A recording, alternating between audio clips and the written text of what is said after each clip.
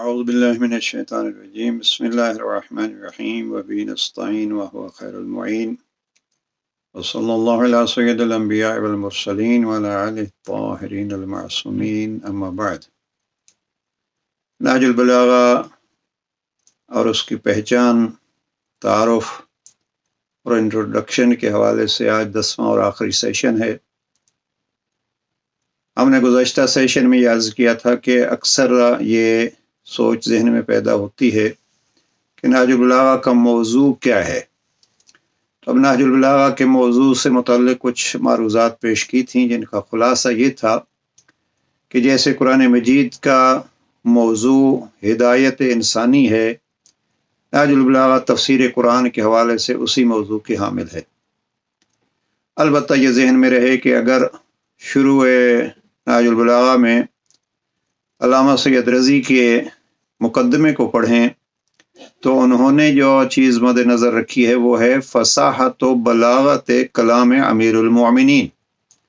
اس حوالے سے سید رضی نے بعض جگہوں پہ خطبے کے درمیان میں سے کچھ حصوں کو کاٹ دیا ہے، اور پھر مثلا وہاں لکھا ہے منہا، یعنی گزشتہ خطبہ جاری تھا، اس جاری خطبے میں سے درمیان سے کچھ چیز جو ہے وہ یہ نہیں ہے کہ اس میں فصاحت و بلاغت نہیں تھی، اس لیے کہ علی وہ ذات گرامی ہے جو نہج البلاغہ کے خطبہ 230 میں ارشاد فرماتے ہیں ہم کلام کے امیر ہیں۔ مفتی جعفر حسین مرحوم کا ترجمہ ہم اقلیم سخن کے فرما روا ہیں، انا لعمراء الکلام۔ تو اب وہ سارا کلام فصیح و بلیغ ہے، لیکن سید رضی نے بعض جگہوں پہ اس کو کاٹا ہے، لہٰذا یہ موضوع فصاحت و بلاغت بھی خود ایک موضوع ہے، نہج البلاغہ ہے، لیکن اس کا مقصد اصل ہدایت۔ دو چیزیں آج کے سیشن میں عرض کرنا چاہتا ہوں۔ ایک تو یہ ہے کہ ہر شخص جانتا ہے کہ علی امیر المؤمنین کی ذات گرامی یوم افی کا ازدادو کہا گیا ہے کہ آپ کی ذات گرامی میں ضدیں جمع تھیں۔ جب ضدیں جمع تھیں تو جس شخص کے زندگی میں ذات گرامی میں ضدیں جمع ہوں، اب اس کی گفتگو میں بھی مختلف چیزیں مختلف مقامات پر نظر آئیں گی۔ اب مثلا جناب امیر علیہ السلام کی شجاعت کو دیکھیے تو ایک پورا باب ہے، ایک اچھی کتاب ہے۔ ناظرین و سامعین سے یہ گزارش کروں گا کہ معرفت امام علی از نہج البلاغہ، یہ کتاب اگر ہو سکے تو اس کا مطالعہ ضرور کیجیے۔ مرکز افکار اسلامی نے اس کو شائع کرایا ہے۔ اب اس میں جناب امیر علیہ السلام نے اپنی شجاعت کا کیسے کیسے تذکرہ کیا وہ وہاں بیان کیا ہے۔ میں عرض یہ کر رہا ہوں کہ ضدیں جمع ہیں ذات علی میں، اسی طریقے پہ کلام علی میں بھی مختلف چیزیں نظر آئیں گی۔ مثلا خطبہ نمبر 11 کو آپ پڑھیے۔ جناب امام امیر علیہ السلام اپنے بیٹے محمد حنفیہ کو جنگ کا ہنر سکھا رہے ہیں، اور اب یہ جنگ کا ہنر سکھا رہے ہیں یعنی گویا جرنیل کے مقام پر امام ہیں اور اپنے بیٹے کو سکھا رہے ہیں۔ ذرا 3-4 جملے سنیے، مختصر سا خطبہ ہے۔ امام فرماتے ہیں بیٹا تد فی الارض قدمک تضول الجبال ولا تضل، بیٹا اپنے قدم زمین میں جنگ کے دوران یوں گاڑ لے کہ پہاڑ ہلتے ہیں تو پہاڑ ہلتے رہیں، آپ کے قدم نہ ہلنے پائیں۔ اعر اللہ جمجمتک، اور جب جنگ کرنی ہے تو پھر اس سر کی اس کھوپڑی کی فکر مت کرو، اس کو اللہ کے حوالے کر دو۔ اور آخر میں فرماتے ہیں کہ اپنی نظر جو ہے فوج کے آخری سپاہی پہ رکھو۔ اب یہ ہے ہنر، اور میں کہتا ہوں کہ فوج اگر ان اصولوں کو اپنائے تو ایک شجاع جرنیل نے کیا کہا ہے وہ چیزیں اس میں موجود ہیں۔ اب یہی علی ہیں جو یہ سکھا رہے ہیں۔ ایک دفعہ اگر آپ جا کے کلمات کسار کے نمبر 77 میں دیکھیے تو وہاں زرار روایت کرتا ہے کہ رات کی تاریکی جب ڈھل جاتی ہے، علی علیہ السلام محراب میں کھڑے ہو جاتے ہیں، اپنی ریش مبارک کو ہاتھ میں لے لیتے ہیں اور یوں روتے اور تڑپتے ہیں، جیسے لفظ ان کے یہ ہیں کہ وَأَرْخَ اللَّيْلُ صُدُولَهُ وَهُوَ قَائِمٌ فِي مِحْرَابِهِ قَابِضٌ عَلَى لِحْيَتِهِ يَتَمَلْمَلُ التَّمَلْمُلَ السَّلِيمُ وَيَبْكِي بُقَاعَ الْحَزِينِ، یوں تڑپ رہے ہیں جیسے سانپ کا ڈسا ہوا تڑپتا ہے، اور یوں رو رہے ہیں جو کسی بہت غم میں دو چار شخص روتا ہے، اور پھر کہتے کیا ہیں؟ کہتے ہیں یا دنیا الیک عنی، اے دنیا مجھ سے دور ہو جا۔ یہ حکمت 77 ہے، 77۔ اب یا ان دو جملوں کو ملا کے دیکھیے، حکمت 77 کو اور خطبہ 71 کو، وہ جرنیل اور یہ زاہد، تو یہ ضدیں جمع ہیں امیر المومنین کی ذات میں، تو موضوعات بھی۔ اب کوئی اگر شجاعت کا موضوع لینا چاہے تو وہ بھی لے سکتا ہے، اگر کوئی زہد کا موضوع لینا چاہے تو وہ بھی یہاں لے سکتا ہے۔ یہی اس دنیا کو اگر آپ دیکھیے، جناب امیر علیہ السلام نے یہاں فرمایا یا دنیا علیک انی، مجھ سے دور ہو جا۔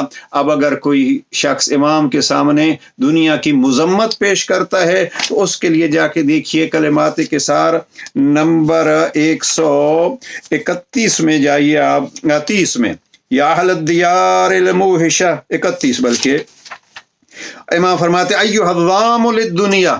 یہاں اس میں اگر امام کے سامنے کسی نے دنیا کی مذمت کی تو امام اس کی مذمت کر کے کہتے ہیں کہ دنیا نے کب آپ کو دھوکہ دیا ہے؟ یہ تو آپ ہیں جو دنیا سے دھوکہ کھا رہے ہیں۔ اور پھر فرماتے ہیں حکمت 131 میں الدنیا متجر اولیاء اللہ مسلم ملائکۃ اللہ، اللہ کے ملائکہ کی نماز کی جگہ ہے، اللہ کے ولیوں کی تجارت گاہ ہے۔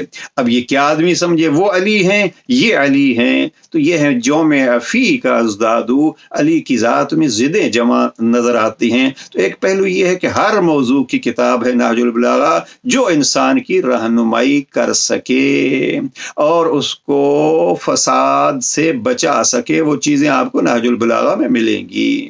اور اگر مثلا سیاست کو کوئی جاننا چاہتا ہے تو وہ جائے خط 53 کو پڑھے جو مالک اشتر کو گورنر بنا کے لکھا ہے، اور اگر کوئی عدالت کو دیکھنا چاہتا ہے تو میں یہ گزارش کروں گا فرصت ملے تو خط 47 کا وہ جملہ پڑھ لیجئے گا، عدالت علوی کی معراج نظر آئے گی۔ امیر المومنین کو جس قاتل نے ضرب لگائی اس کے لیے بیٹے کو وصیت کرتے ہیں اور کہتے ہیں بیٹا فضربوہ ضربتن بضربتن، بیٹا اس نے مجھے ایک ضربت ماری تھی لہذا خبردار ایک ہی ضربت سے اس کو مارنا، دوسری ضرب اس کو نہ لگانا۔ یہ ہے عدالت علی، یہ ہے موضوعات نہج البلاغہ۔ اور ان 10 سیشنز کے آخر میں ایک جملہ یہ عرض کرنا چاہتا ہوں کہ اس نہج البلاغہ کا ایک موضوع یہ ہے کہ نہج البلاغہ علی کی پہچان کا ذریعہ ہے، اور اس کے لیے ایک فرمان ذہن میں رکھیے، کلمات کثار کا نمبر 145 147،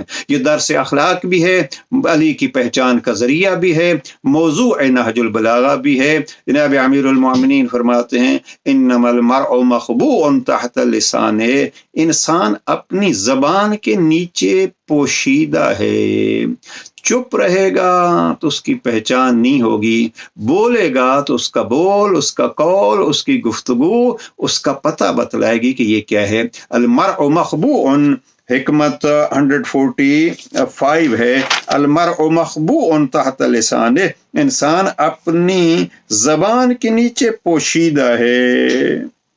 اب میں اس پہ گفتگو تمام کر رہا ہوں کہ نہج البلاغہ علی کی پہچان کا ذریعہ ہے، لہذا اگر امام کو پہچاننا ہے تو نہج البلاغہ کی طرف رجوع کیجئے۔ یہ ہے ہمارے 10 سیشن کا ایک انٹروڈکشن، آپ اس کو کورس کہہ دیجئے، اس کو پڑھیے اور اس کا مطالعہ کیجئے، اور اگر کسی موڑ پہ بھی کوئی اس پہ سوال ہو تو ہم حاضر خدمت ہیں۔ آپ کسی اس میں ویڈیو میں اپنے کمنٹس میں سوالات کر سکتے ہیں، انشاءاللہ آپ کے سوالات کا تفصیل سے جواب دیا جائے گا۔ پروردگار ہمیں نہج البلاغہ سے انس عطا فرمائے اور نہج البلاغہ کی تعلیمات کے مطابق اپنی زندگیوں کو ڈھالنے کی توفیق نصیب فرمائے، تاکہ ہم بھی اپنی زندگی کے اختتام پہ اپنے مولا کی طرح کہہ سکیں فزت برب الکعبہ، علی کے غلام ہیں لہذا ہماری زندگی بھی کامیاب زندگی ہوئی ہے۔ پروردگار کرم فرمائے اور اپنی رحمت سے سب کو سرفراز فرمائے۔ السلام علیکم ورحمۃ اللہ وبرکاتہ۔